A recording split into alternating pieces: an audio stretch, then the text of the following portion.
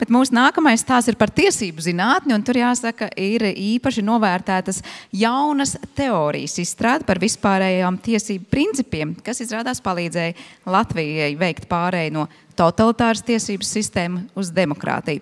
Un par to visu mūsu nākamais stāsts. Lūdzu, video.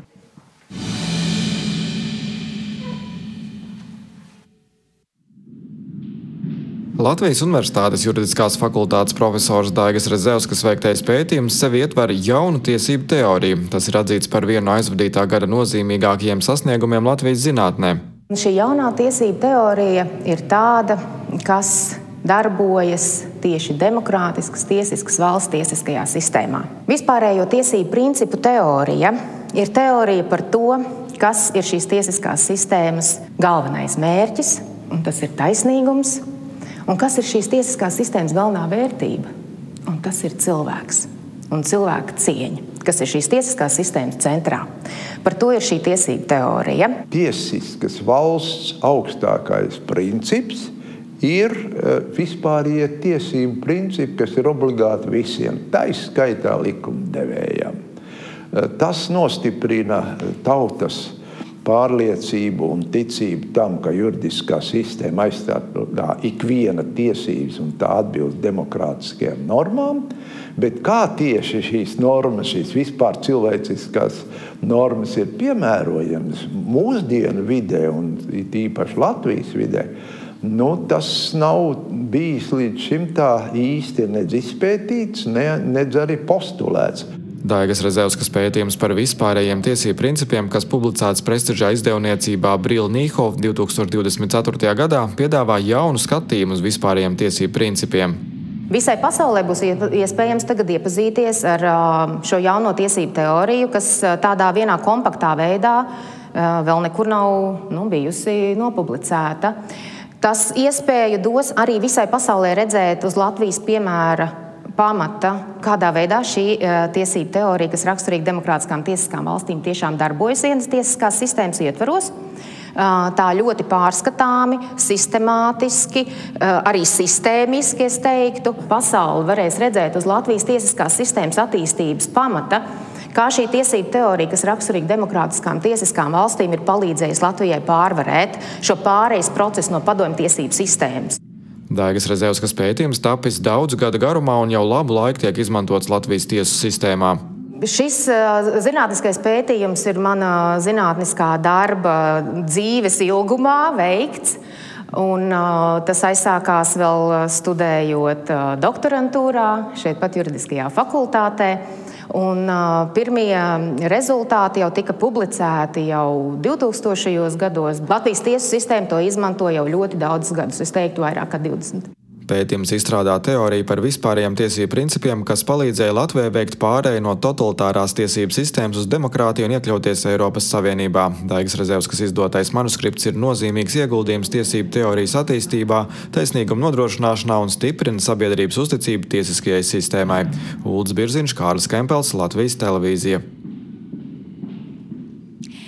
Pārmaiņas pēc šobrīd mēs varam sveikt vienu pētnieku šeit. Lūdzu, sveicam Daigu Rezevsku un sveik Daigu ir ieradusies Tieslietu ministrijas parlamentārā sekretāra Lauma Paigļkalna. Lūdzu.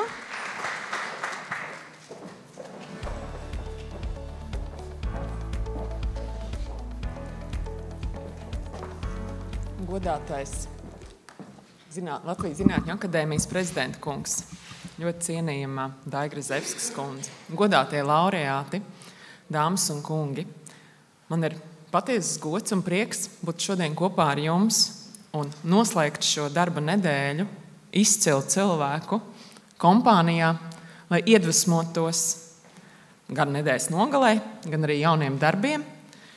Un pavisam īpašs prieks man ir šodien sveikt Daigu Rezevsku, jo mēs dzīvojam tādos turbulentos laikos, kad kirzas zābakiem tiek bradātas cilvēktiesības, kad piesadzoties ar negodprātīgu vārda brīvību tiek izmantotas demokrātiskas un tiesiskas valsts vērtības, mums ir starptautiskajā arēnā jāatgādina par to, ka mums kā sabiedrībai ir vajadzīgs šis tiesiskuma lietussargs.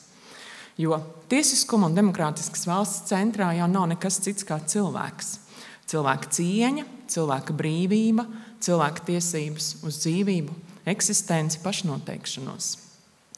Un tieši tāpēc šī vispārīgo tiesību monogrāfija, kas patiesībā runā par ļoti daudzām pašsaprotamām lietām, ir esenciāli svarīga un ļoti aktuāla tieši šodien. Un tā arī parāda pārējai tiesību zinātnes starptautiskajai saimei Latvijas veiksmes stāstu par pāreju no tiešām totalitāras sabiedrības, no totalitāras iekārtas uz demokrātisku iekārtu. Un tādu pasaulē vēl ir daudz, un patiesībā viņiem ir no kā mācīties. Juridiskā zinātne pirmšķietami ir nekomercializējama zinātne, bet patiesībā tiesību zinātne vai juridiskā zinātne ir mūsu esence, bez kuras mēs patiesībā arī šeit nevarētu stāvēt. Līdzīgi kā fizika, ķīmija un jebkura cita. Un man ir prieks, ka tiesību zinātne iemantojas arī savu godpilnu vietu arī pie citām zinātnēm, Zinātņu akadēmijas saimē.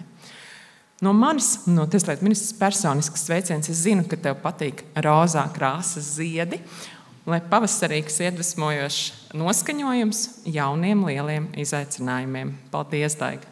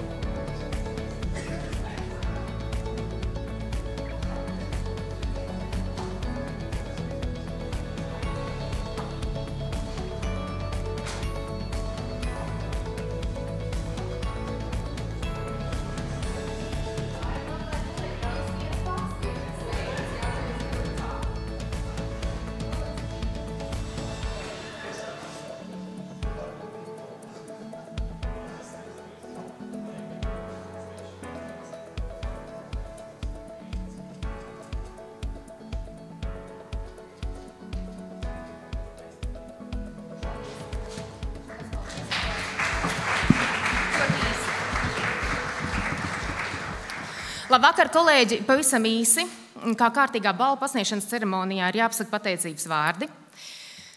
Vispirms es pateicos savai ģimenei, kuru šodien šeit pārstāv mans brālis Jānis šeit zālē, jo bez viņiem es nebūtu.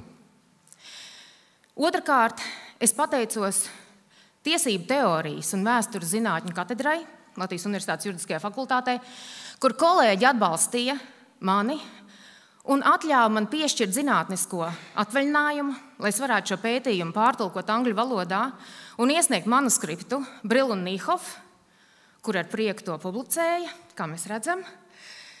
Treškārt, es gribu pateikties Latvijai, kuras tiesisko sistēmu es izmantoju, lai pierādītu un pārbaudītu, ka šī teorija strādā dzīvē.